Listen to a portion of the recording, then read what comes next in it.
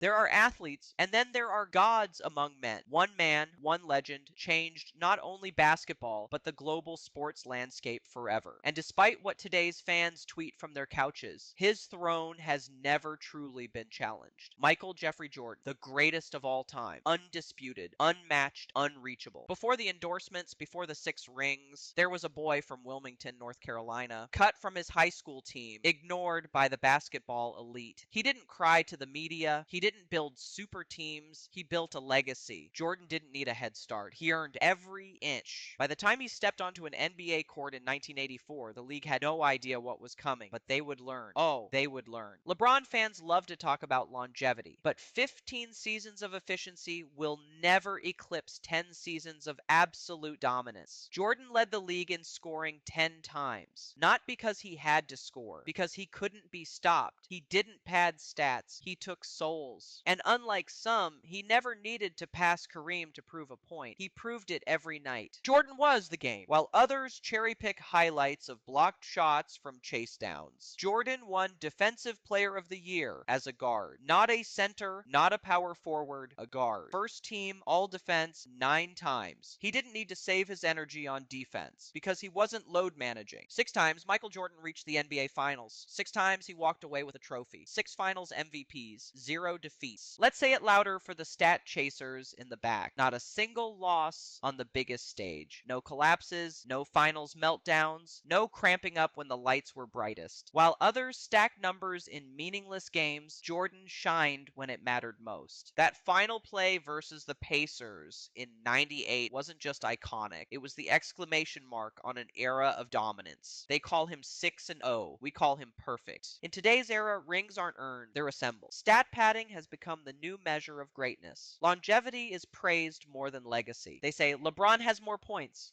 Yes, over more seasons, more games, more minutes, more shots. But here's the uncomfortable truth. Michael Jordan had less time and still did more. 5 MVPs, 6 rings, 10 scoring titles, all in just over a decade of play. This wasn't a slow climb. This was a reign of terror. You weren't just playing Michael Jordan. You were facing a storm. A man obsessed with greatness. Every practice, every possession, every slight, real or imagined, became fuel. You didn't beat Jordan. You angered him. He was an apex predator. Not friendly, not diplomatic, not motivational speaker Jordan. This was the killer. The competitor who ruined dynasties just to prove a point. Compare that to today's stars, who call each other bro, trade jerseys, and link up on podcasts before games. Jordan didn't need friendships. He needed victims. The 1990s were not built for the weak. Hand-checking, hard fouls, real defense. No defensive 3 seconds, no flagrant flops, no whistles for breathing on a star. This wasn't player empowerment. This was player survival. Michael Jordan didn't just change basketball. He rewired culture. Before athletes were influencers, Jordan was a global phenomenon. The Jumpman logo is more recognizable than many team logos. His shoes outsell current stars' signatures decades after his last game. They market today's players. But Jordan is the market. Gatorade, Hanes, Nike, McDonald's, every commercial etched him into the American consciousness. Jordan didn't chase the spotlight. He became it. Let's talk about eras, because this is where the debate gets interesting. Today's game is fast-paced, high-scoring, guard-friendly. But what happened to the fight? Jordan's era wasn't basketball. It was war. Every drive to the basket came with a price. The Pistons, the Knicks, the Pacers. They didn't play defense. They played survival. And Jordan, he danced through fire. In today's league, you tap a wrist, it's a flagrant. Back then, you earned your points with bruises. And Jordan didn't flinch. He thrived. Players today put up 40 in games where no one plays defense. Jordan dropped 63 on Larry Bird's Celtics in the playoffs,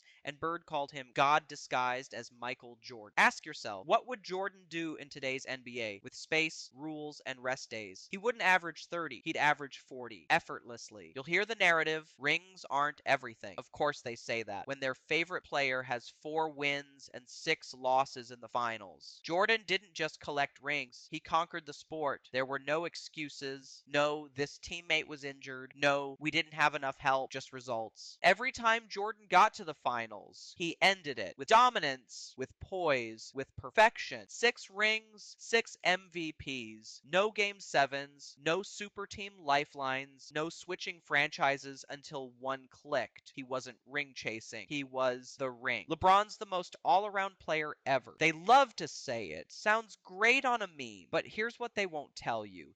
Jordan was more than a scorer. He was a lockdown defender, a masterful passer, a brilliant leader.